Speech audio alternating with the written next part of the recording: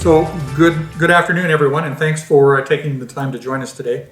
My name is Sam Skaber. I'm the Managing Principal for Business Development here at Tantus Solutions, and I'll be hosting this afternoon's webinar. Today's our third in a series that we've got for IT and municipal government.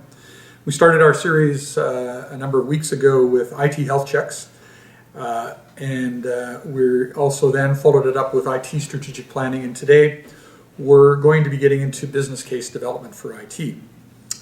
And we'll be following that up as well with a session in a couple of weeks on IT budgeting. Our goal through these sessions is to give you a sense of what each of these practices really are, how they fit together, and how they can be used within your organization, either together or separately. And most importantly, what are the benefits for your organization? I'm joined today by Dave McGarva. Dave's our Managing Principal for Management Consulting, and Dave has significant experience in the business case area, specifically within public sector, with lots of experience in the municipal, provincial government, and with industry associations. He's authored business cases for a number of large and small municipalities for a wide range of areas, including facility investment, organizational design, business transformation, and IT investment.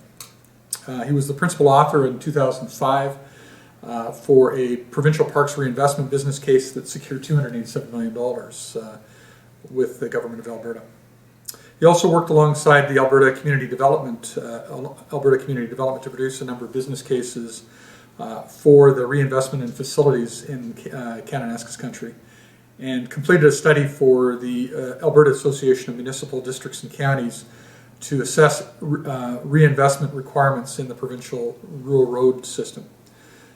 Dave also teaches the Developing a Business Case course through Service Alberta, and has been an award winner through numerous Premier's Awards as well as in the Northwest Territories. So thanks for joining us today, Dave. Thanks, Sam.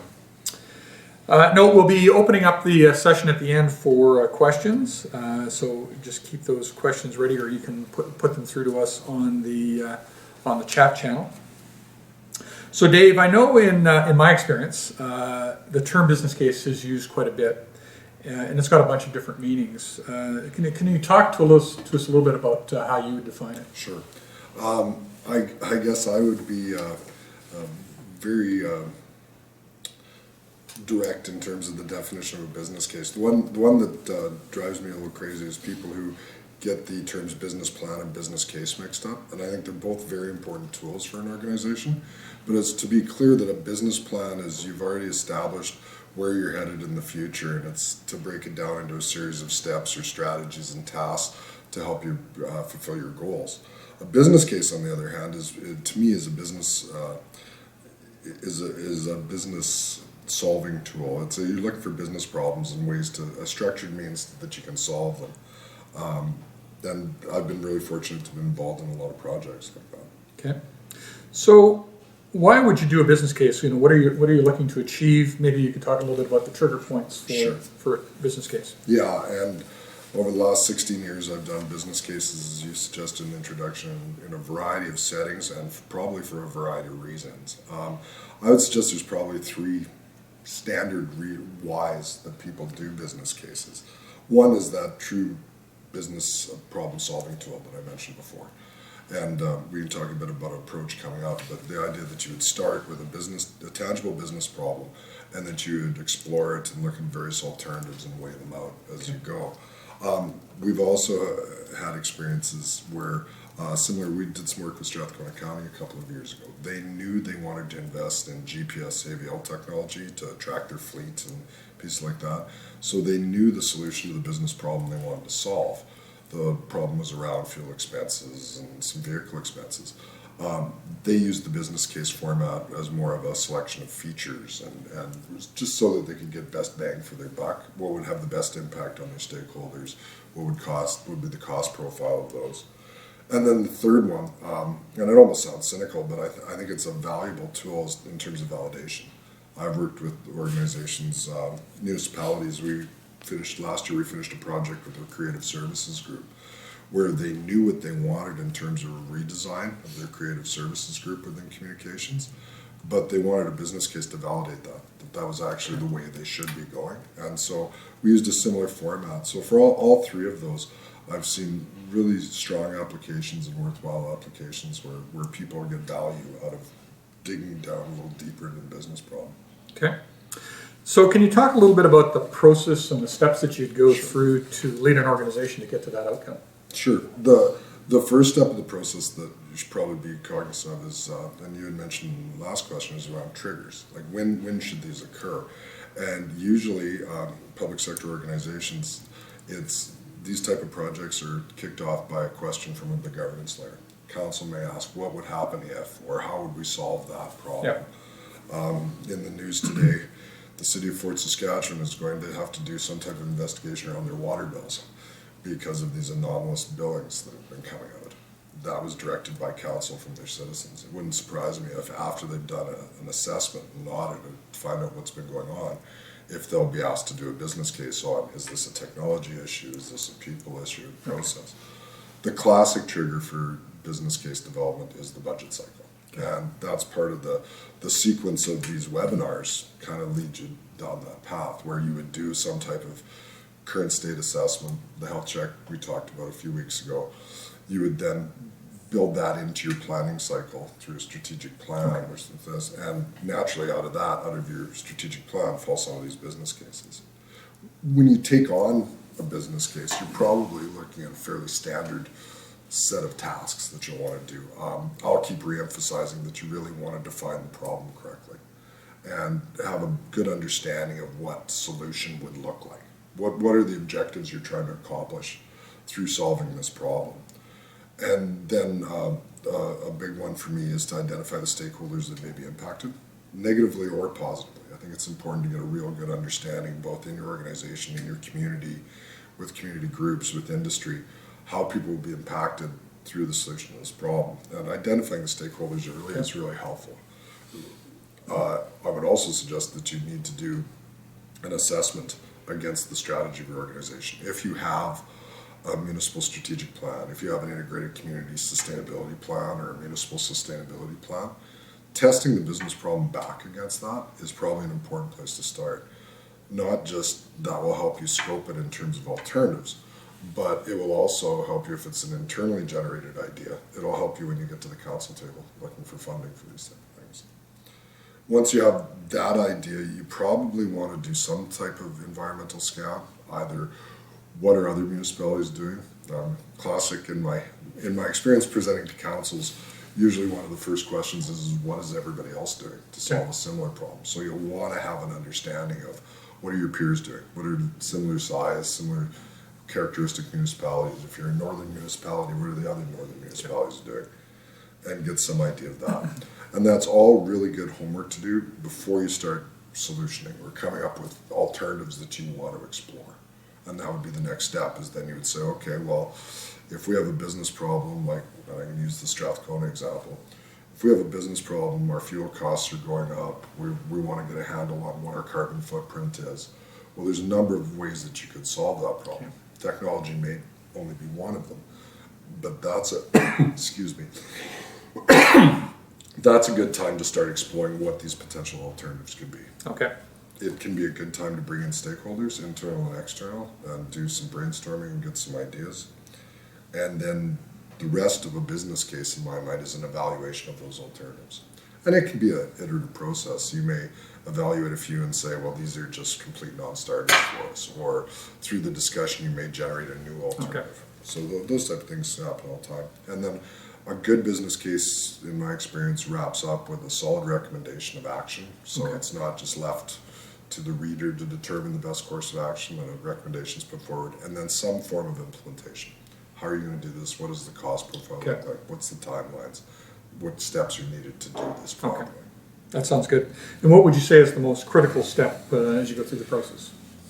Well, I think you can make arguments all the way along of them being critical, but to me, it's the problem definition, that if you don't have a real good handle on what the business problem you're trying to solve, you'll probably be challenged getting to a solution that makes sense for you and your residents. Okay, so to be able to get clarity, that type of thing. Absolutely. Okay.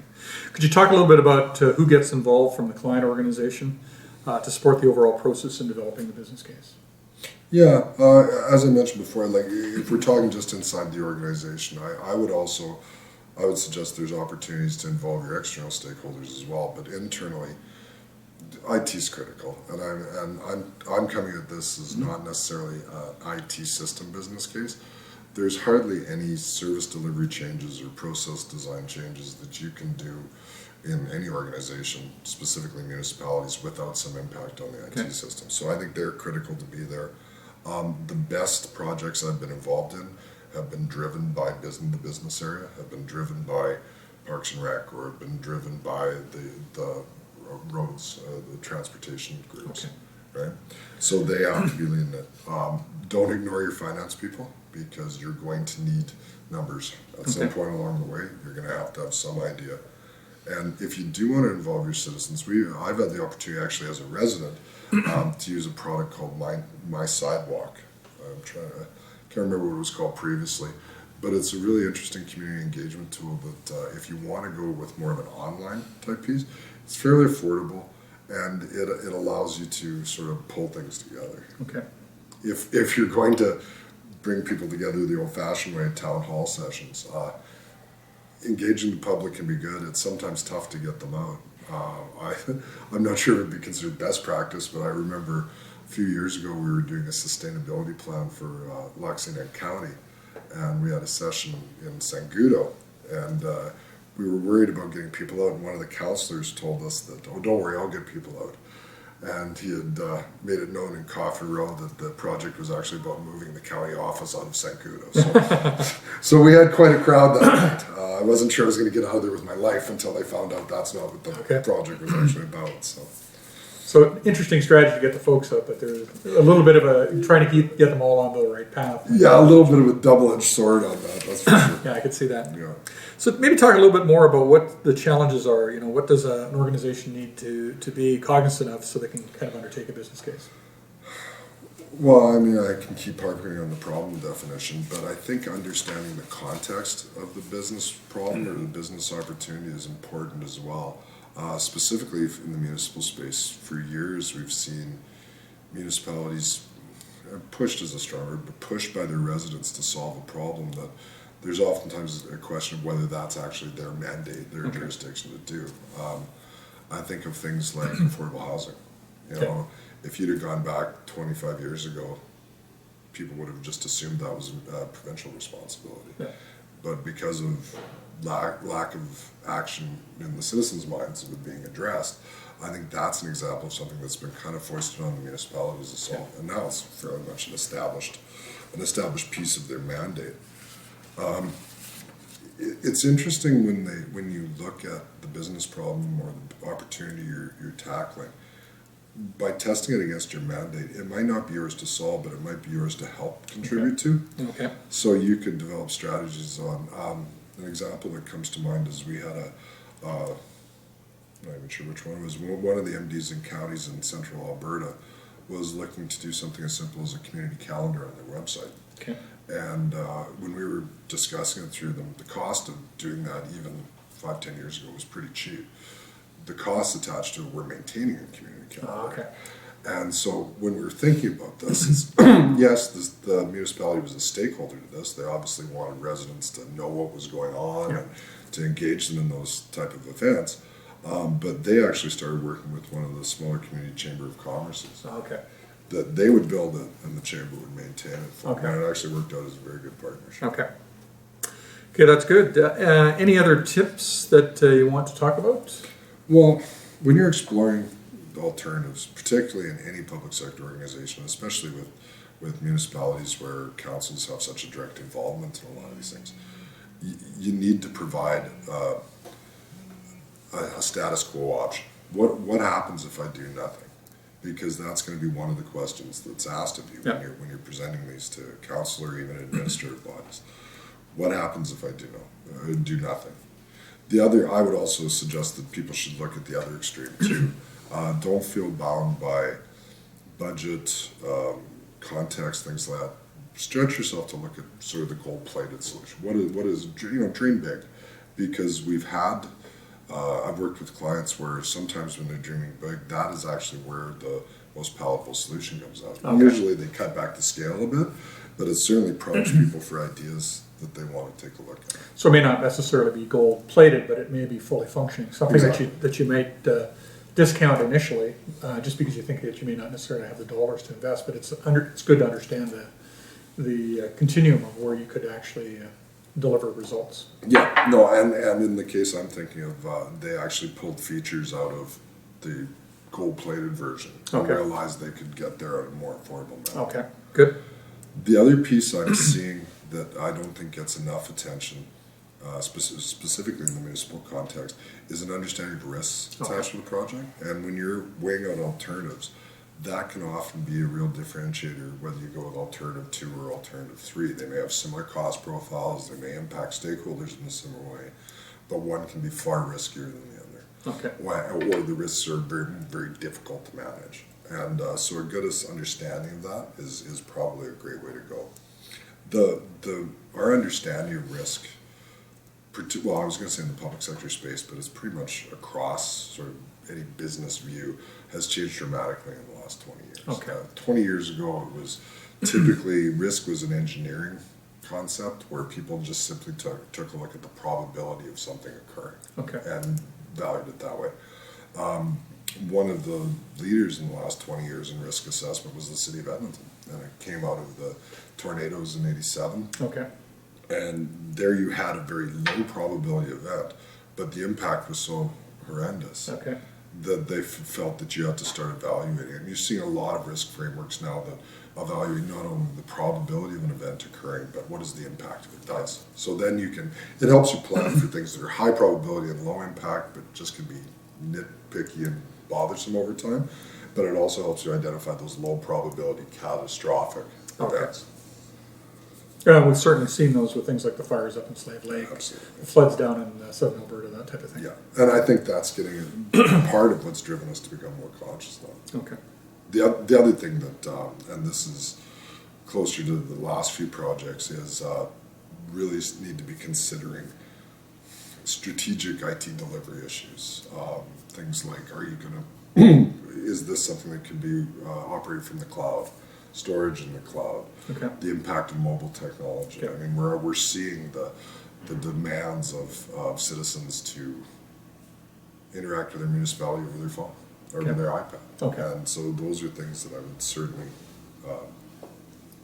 suggest people need to be considering. So they need to be able to consider that and look at that, maybe not necessarily initially, but you need to be able to have options that can provide you those kind of options in the future within the next next 3 to 5 years is a good example. Yeah, and having that conversation. Yeah. Okay. Well, that sounds good. So, anything else that you'd like to bring up, Dave? It's just, I think that's a good discussion on business cases overall. So, I don't know. I'd be curious to see if any of our attendees have any questions. Okay. Let's maybe take that out to the floor, and if you've got any questions, feel free to put them into the chat box for us.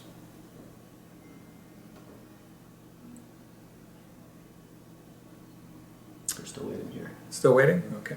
One of the pieces, if anybody is curious, I'm sure they can get a hold of us electronically or whatever. A lot of the work that we've done on business cases is based on the Government of Alberta template that I think they stole from Ontario years ago.